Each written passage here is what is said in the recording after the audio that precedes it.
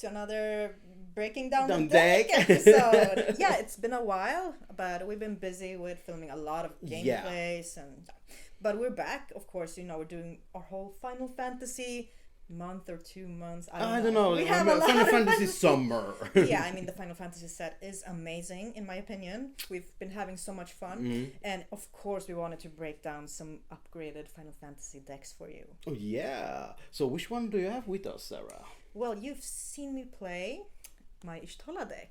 First in the just regular, non-upgraded pre-con version, and then in our upgraded pre-con version. But I've upgraded her even more since those episodes. What?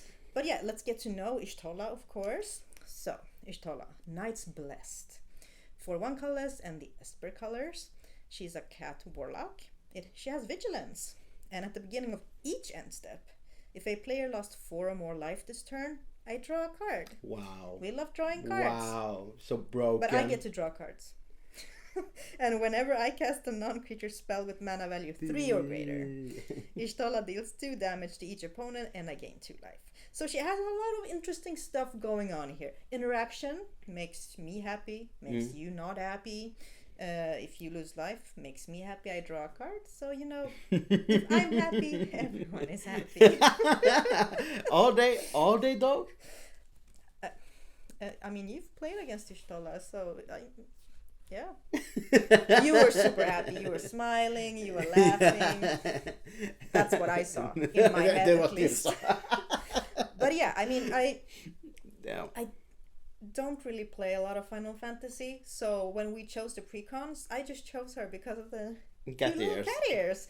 But the more I read about what she does, I was like, okay, interesting.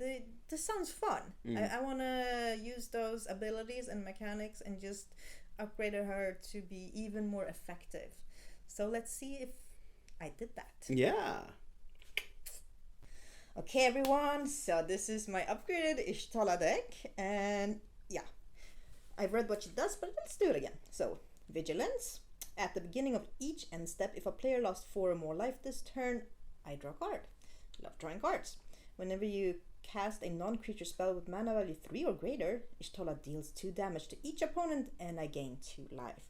So I've been really focusing on her second ability here.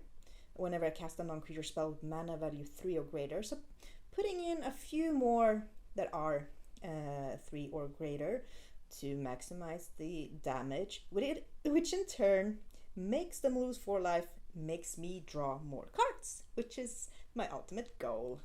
Okay, so let's keep shtola here and let's see what type of non-creature spells I have added or was already in the precon. Okay, so first one that was in the precon is Dig Through Time. It has Delve, and look at the top 7 cards of my library, put 2 of them into my hand and the rest on the bottom of my library in any order. So yeah, this is a really good way to get some more cards or get some answers if I need something in a tricky situation. Then we have Void Rend, another one that came with the precon. This spell can't be countered, which is great. Destroy target non-land permanents. If someone decides to attack me, because I know shtola will be a target, people want to attack me because I gain life and I make everyone lose life. Then we have Observed Stasis, which also came in the precon. It's an enchantment. It has Flash. Enchant creature an opponent controls. So when this aura enters, remove enchanted creature from combat. Then draw a card for each tapped creature its controllers controls. Enchanted creature loses all abilities and can't attack or block. So this was actually a good thing I did when Andres played his Juggernaut deck that makes all of his creatures Juggernauts and they have to attack each combat if able. So not only was all of his creatures attacking, so they were of course tapped, but I made his Juggernaut lose its abilities, so the creatures became significantly smaller, and then I drew a lot of cards. So this is a good one, I kept it in. And this is my first upgrade. So we have Painful Quandary. It's an enchantment, and whenever an opponent casts a spell, that player loses 5 life unless they discard a card. This is super mean, but it makes an opponent lose 5 life, which guarantees me drawing a card at the end step. And also, if someone wants to remove this one, they have to lose 5 life in order to remove this, or try to remove it, because I might have an answer to that. Then we have Final Judgment, which came with the precon. Exile all creatures. Simple. If, I don't know, something happens, someone removes my shtola, or I just need, I don't know, some answer, we have a Final Judgment. Then we have an Archaeomancer's Map, also in the precon. When this artifact enters, search the library for up to 2 basic planes cards. Reveal them, put them into your hand, then shuffle. And whenever land an opponent controls enters, if that player controls more lands than you may put a land card from your hand onto the battlefield. That is a great way to ramp. Making sure that if I draw a lot of cards but can't play an additional land, this lets me play an additional land on my opponent's turns. Then we have Bastion of Remembrance, so another precon card. When this enchantment enters, I create a 1/1 white human soldier creature token. Whenever a creature you control dies, each opponent loses 1 life and I gain a life, and that is amazing. I need to gain life because I've put in a card which synergizes with me gaining life, which has won me games actually with Ishtola. So here we have Into the Story. It's also a precon card. This spell costs 3 colorless less to cast if an opponent has 7 or more cards in their graveyard. I draw 4 cards. I think it's a really good card. It can cost 4, and it lets me draw 4 cards if I'm in a pickle. And it's an instant, so it's good. Then we have a Hypnotic Sprite, also a precon card. I can play it as a creature, fairy, just flying, or I can do the Mesmeric Glare for 3 mana. It counter target spell with mana value 3 or less. Then we have another upgrade, which is Siphon Life. Target player loses 2 life and I gain 2 life. It has Retrace, so I can play it again. And yeah, as I said, me gaining life will be super important. Here is Sublime Epiphany, another precon card. It's an instant. I can choose 1 or more. Counter target spell. Counter target activated or triggered ability. Return target non-land permanent to its owner's hand. Create a token that's a copy of target creature I control, and target player draws a card. I know it's costly, 6 mana, so 4 colors and 2 blue, but it does so much. And depending on the situation, I can choose which ones to play. Then I have another upgrade. It's Succumb to the Cold. It's an instant. Tap 1 or 2 target creatures an opponent controls, put a stun counter on each of them. Because people will want to attack me, that's for sure. So before combat, I want to tap down those creatures. Those maybe big creatures. Then we have another precon card. It's a Rite of Replication. It's a sorcery. It has a kicker for 5 colors. I create a token that's a copy of target creature. If this spell was kicked, create 5 of those tokens instead. So that can come in handy. Then I have another precon card, which is so good. It is Dancer's Chakrams. It has Job Select. So when this equipment enters, I create a 1/1 colorless hero creature token, then attach this to it. Equipped creature gets +2/+2, has lifelink, and other commanders you control get +2 and have lifelink. And it's a performer in addition to its other types. And that lifelink thing makes my Ishtola have lifelink, so when she deals damage, I get the lifelink for if I play an instant and everyone takes -2, because it's her dealing the damage, so I'm gaining so much life. This card is so good. And we have another precon card. It's Transpose. It's an instant. I draw a card, then discard a card, and I lose 1 life. That's not really a problem in this deck. If this spell was cast from my hand, I create a 0/1 black wizard creature token. Whenever I cast a non-creature spell, this token deals 1 damage to each opponent. It has Rebound, so it's really good. And so, if someone removes my Ishtola, or Ishtola is in the command zone, I can still deal damage with my little wizard here. If I play a non-creature spell, and it doesn't have to be mana value 3 or higher. So that is what makes it so good. I love those little wizards. Here's another pre-con card. It's Murder's Rider. I can play it as a zombie knight, which has lifelink, and when this creature dies, I put it on the bottom of its owner's library. Or I can do a swift end. I can destroy target creature or planeswalk and I lose 2 life. And then we have an upgrade. Sanguine Bond. For 5, whenever I gain life, target opponent loses that much life. This is what I meant with it's important that I gain life, because it will do so much damage to my opponents. When they're losing life already, I'm gaining, then they lose even more life. Here's another upgrade. Dragon's Prey for 3, and it costs 2 more to cast if it targets a dragon, but destroy target creature. Simple. Then we have another pre-con card, Cassadale. Each opponent draws a card, and then I draw a card for each opponent who drew a card this way. So they have to draw a card, and then I get to draw more cards, which I love. Then we have another pre-con card, Eye of Nidhogg, also for 3. It's a legendary enchantment aura, enchant creature, and enchant creature is a black dragon with base power and toughness 4/2. Has flying and death touch and is goaded.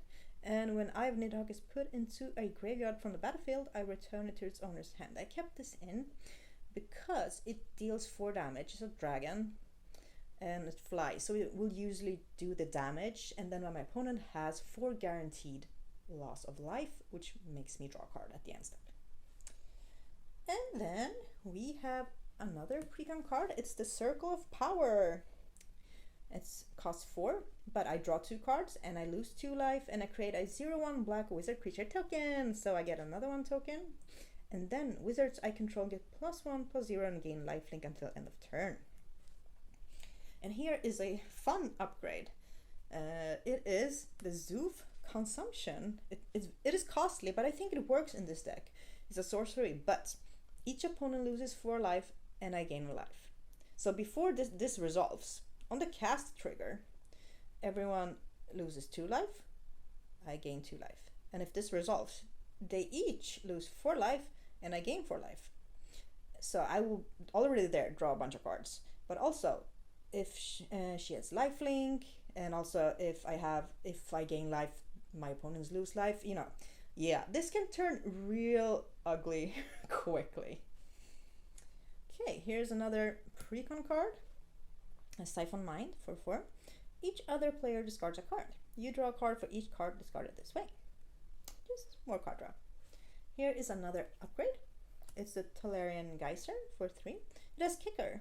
I may pay an additional white as I cast a spell. Return target creature to its owner's hand. Draw a card. If the spell was kicked, I gain 3 life. So I draw a card, I return something that's attacking me maybe, and I gain 3 life. That is exactly what this deck wants to do. And then we have a pre-con card. It's Exsanguinate. So, sorcery. Each opponent loses X life. I gain life equal to the life lost this way. Simple, what my deck wants to do. Okay, then we have a pre-con card, Relic of Legends. For 3. Add 1 mana of any color. I can tap an untapped legendary creature I control and add 1 mana of any color. Then we have another pre-con card, Lethal Scheme for 4. It's an instant. It has Convoke. I destroy target creature or planeswalker. Each creature that convoked Lethal Scheme connives. And then I have another upgrade. It's a Duskmourn upgrade. It's Twist Reality, costs 3. It's an instant. I choose one, counter target spell or manifest dread. I need to have some more counters in this deck. And then we have a fun pre-con card, Snuff Out. So it's an instant, and if I control a swamp, I may pay 4 life rather than pay this spell's mana cost. Destroy target non-black creature, it can't be regenerated. So in this deck, I will probably have a lot of life. So paying things with my life instead of mana is super good. Then we have a pre-con card, Propaganda. Enchantment for 3. Creatures can't attack you unless their controller pays 2 for each creature they control that's attacking you. People will want to attack me, especially with shtola. So Propaganda is a must. Then we have another pre-con card, Vindicate. Sorcery for 3, destroy target permanent. And then we have my final upgrade in the non-creature cards, which are 3 or higher. It is a Sun God Barrage for 3. Instant distort target creature with toughness 4 or greater. Yes, have to try and just destroy anything that will attack me. Okay. So, let's move on to the creatures I have in this deck and see how they will help Shtola win. First I have Herms, Overseer of Elpis for 4. Elder Wizard. Whenever I cast a non-creature spell, I create a 1/1 blue bird creature token with flying and vigilance. And whenever I attack with 1 or more birds, I scry 2. I mean, I will be playing a lot of non-creature spells in this deck, so I will get a lot of birds, and I will scry. But that's a precon card. Another precon card is Gata and Luzu for 3. It has flash, so that's good. So when it enters, I choose target creature I control. If damage will be dealt to that creature this turn, prevent that damage and put them any +1 counters on it. It's to protect Shtola, of course. People will be targeting her. Then we have Papalemo Totolemo for 2. Whenever I cast a non-creature spell, it deals 1 damage to each opponent and I gain a life. And for 4, I can sacrifice this creature, and each opponent who lost life this turn sacrifices a creature with the greatest power among creatures they control. So good card to get me some more 1 damage to my opponents and me gaining a life. Then we have Lice Hext, and for 3 she has Prowess. Non-creature spells you cast cost 1 colorless less to cast. That is great, means I can cast even more stuff. As long as you've cast 2 or more non-creature spells this turn, this creature has double strike. And then we have another precon card, Fandaniel, Telophoroi, Ishian for 5. Whenever I cast an instant sorcery spell, I surveil 1. At the beginning of my end step, each opponent may sacrifice a non-token creature of their choice. Each opponent doesn't loses 2 life for each instant and sorcery card in my graveyard, and I mean that might be quite a few. So this could potentially be a powerful card. Then we have another precon. It's Alphinod Levelier. Its partner will Alysae Levelier. So whenever I cast my second spell each turn, I draw a card. I mean, love drawing cards, so I want to draw more cards. Then we have Baleful Strix, Flying Death Touch. When this creature enters, I draw a card. And then we have another precon, Emmet Selch of the 3rd Seat. So spells I cast from my graveyard cost 2 colorless less to cast. Whenever 1 or more opponents lose life, I may cast target instant or sorcery card from my graveyard. If that spell will be put into my graveyard, exile it instead. Do this only once each turn. Then we have another precon card, Sahagin. It's a merfolk. And whenever I cast a non-creature spell, if at least 4 mana was spent to cast it, I put a +1 counter on this creature and it can't be blocked this turn. And you know, this is one of the cards I'm thinking about cutting from the deck to put in something better. And then we have an upgrade. It's Gold Forge Thopterix. It has flying and lifelink. Each legendary permanent you control has Ward 2. This is to protect Shtola, to make her so much harder to remove. Oh, and here's probably my favorite card that I've upgraded my deck with. And it is the Marauding Blight Priest, Vampire Cleric. And whenever I gain life, each opponent loses life. I actually played this card in the game, and I made a copy of it, and it actually won me the game. So this is such a strong card with Shtola's abilities. And we have another precon card, Thancred Waters. It's flash, and when it enters, another target legendary permanent you control gains indestructible for as long as you control Thancred Waters. And whenever I cast a non-creature spell, this gains indestructible until end of turn, so some more protection for her. Then we have another precon card, Graha, Tia, Scion Reborn, lifelink. And whenever I cast a non-creature spell, I may pay X life for X is that spell's mana value. If I do, I create a 1/1 colorless hero creature token and put X +1/+1 counters on it. Do this only once each turn. And then this is another upgrade. And it is the Tolarian Kraken. It is costly, But whenever I draw a card, I may pay 1 colorless, and when I do, I may tap or untap target creature. This has proven to come in handy, actually. It is costly, but I'm hoping to create a lot of mana or have access to a lot of mana, so I will be able to play this. Then we have another precon card, Alphaspel Levelier. And yeah, she's partnering with Alphaspel Levelier. And the second spell I cast each turn costs 2 colors less to cast. So like all of my 2 mana artifacts are free, basically, the second time I cast them. And then we have Tataru Taru. And when Tataru Taru enters, I draw a card and target opponent may draw a card. And whenever an opponent draws a card, if it isn't that player's turn, I create a tapped treasure token. And this ability triggers only once each turn, but it's good to have some more mana. And then we have Cryo Abolition. As lifelink, and whenever I cast a non-creature spell, I may return target creature card with mana value equal to that spell's mana value from my graveyard to my hand, and do this only once each turn. Yeah, just a good way to get my non-creature spells back. Okay, so those were my creatures. Now we go to the non-creature spells that are less than 3 in mana. Okay, so here we have a classic, it came with a precon, Swords to Plowshares. Exile target creature, its controller gains life equal to its power. Then we have another precon, Authority of the Consuls. Enchantment, creatures my opponents control enter tapped. Whenever a creature an opponent controls enters, I gain 1 life. Then we have an upgrade, No More Lies, for 2. Counter target spell unless its controller pays 3. If that spell is countered this way, exile it instead of putting it into owner's graveyard.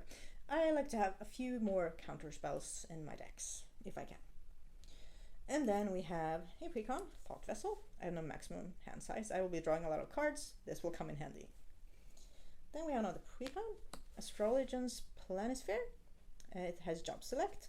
And equipped creature is a wizard in addition to its other types, and has whenever you cast a non-creature spell and whenever I draw my 3rd card each turn, I put +1 plus a counter on this creature. That was very specific, my 3rd card, but I'm also thinking about maybe cutting this card. We'll see.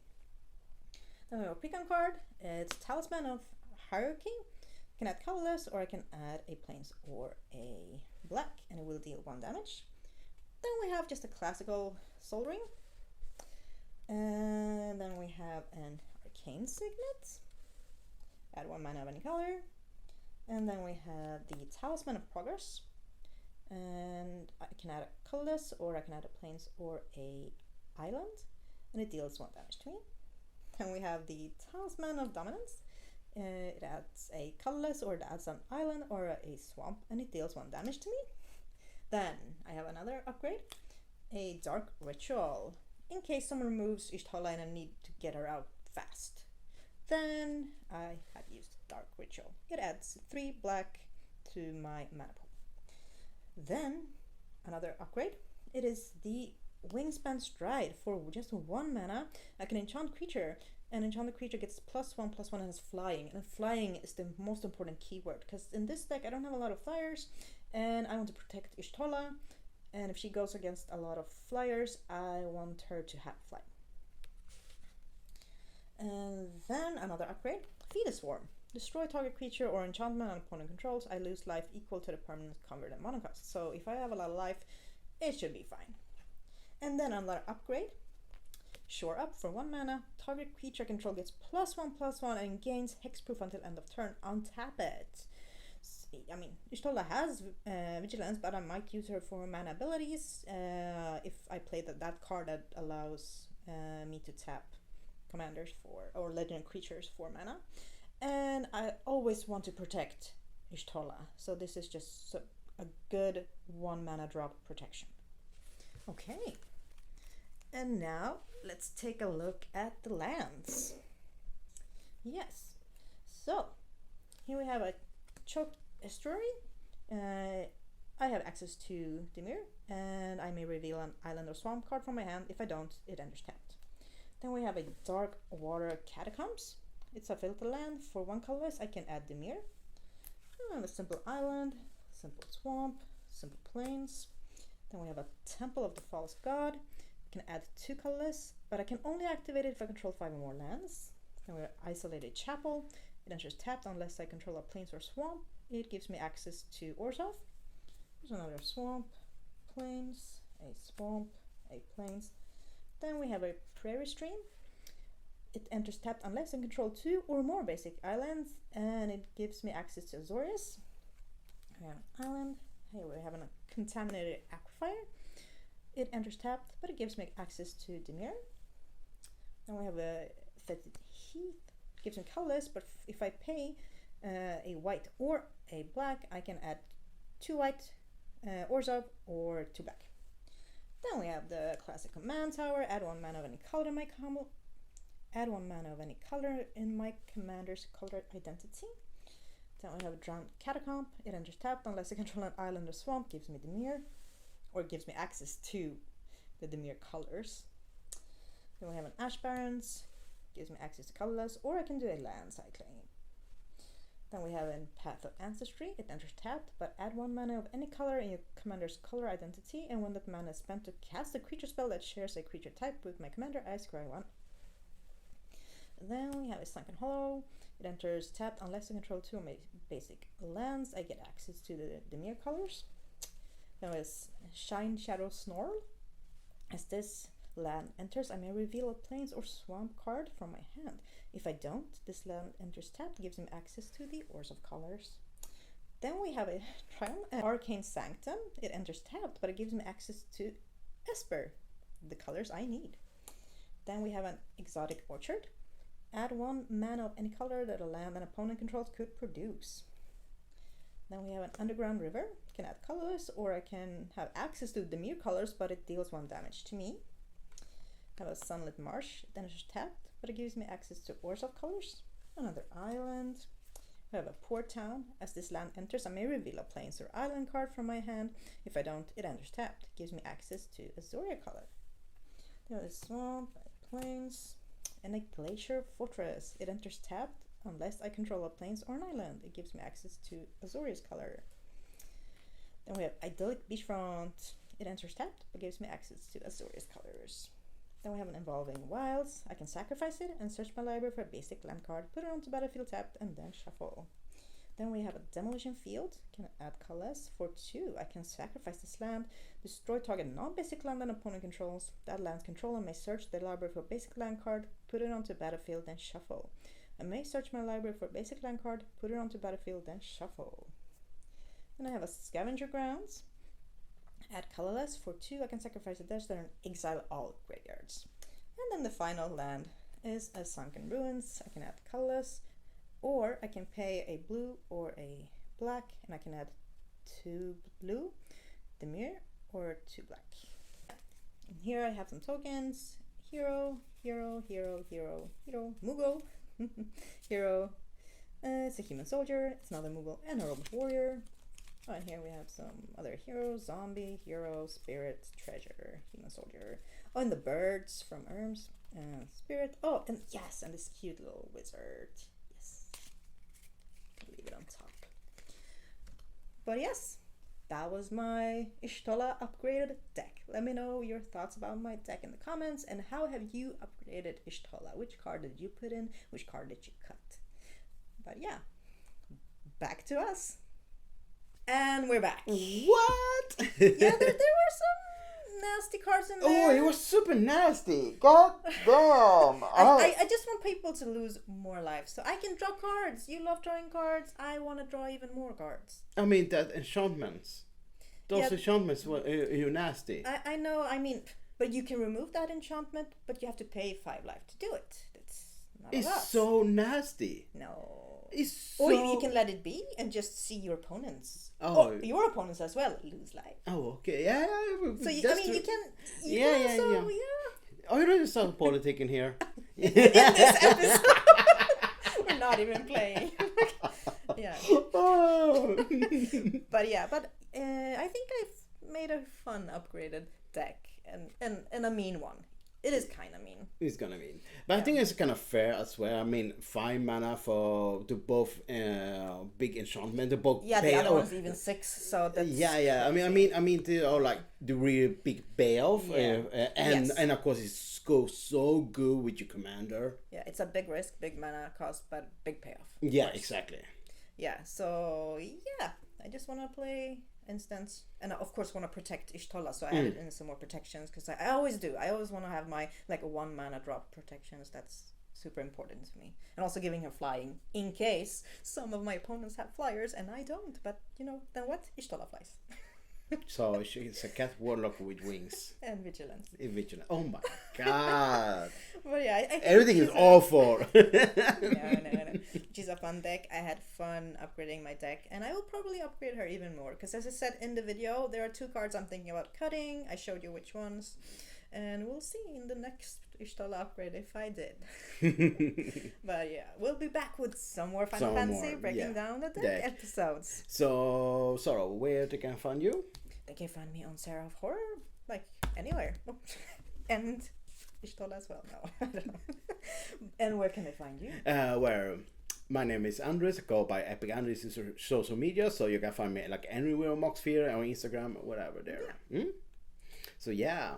So Sarah, once again, thank you for showing out your Final Fantasy Ishtola deck. It's awful, but I love it. But it's awful. Thank you for the compliment. Doesn't get any better than that. Yeah, thank you so much for watching, and let us know your thoughts about my Ishtola upgraded deck in the comments below. All right. Bye, people. Bye.